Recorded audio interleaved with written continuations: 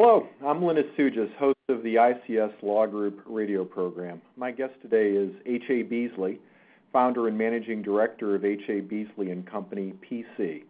H.A.'s company is a CPA firm, and the bulk of their practice involves working with closely held business owners on their tax and financial issues. H.A. has agreed to visit today to give advice to business owners who are trying to figure out how to get their taxes filed on time next year. H.A., welcome to the program.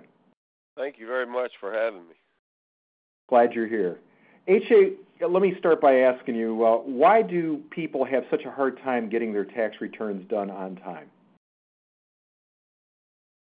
Well, no doubt there are many reasons, but one that I think is real common and avoidable is that business owners don't have the right method of tracking tax deductions and otherwise keeping their business books.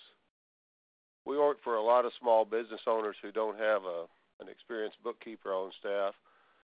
Most of our clients who have hired an accountant or bookkeeper are so involved in other aspects of their business that they aren't really in a position to be aware of whether the books and records are complete and adequate. And tax time is usually when they finally discover that their records aren't up to speed, and then how do we solve that problem on time once they've discovered it, I think another related reason is tax time comes around and business owners do get help from outside professionals, and the experience doesn't go all that well. So in addition to the pain and suffering that goes along with trying to keep your own books when you're a business owner, you also have the bad experiences that you've had in trying to get adequate outside help. Sometimes this puts a business owner in a spin to where they are 2 or 3 years down the road before they finally actually file the tax returns. It's common for us to have business owners come in with 2, 3, 4, sometimes 5 years because of a bad experience that started them down the road of not getting filed.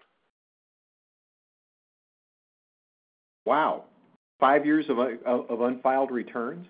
It's not uncommon. We're working with someone right now who, sometimes it's a bad experience with an inside person that they thought were keeping their records, or maybe their business just took off and boomed so much that they were unable to sit down in the office and do what they wanted to do. Whatever the reason, it's just not that uncommon. And I'm talking about very small businesses who don't have a lot of staff to keep things going for them and don't really have the time and inclination to supervise that staff,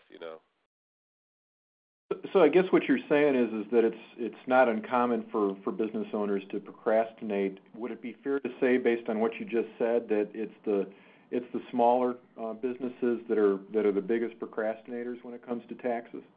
I think so, and again, we're here in Middle Tennessee where so many effective business people basically they have a truck and a cell phone, or they have a car and a cell phone and a computer, and they just they don't know where to start when it comes to gathering records as they go through their business year, and they often will hire a person who says they can come in and sit down in the office and take care of all that for them, but they're not really well equipped to evaluate how well the job's been done until the end of the year comes and sit down and do taxes. And if things are missing, it's very costly sometimes to gather those after the fact.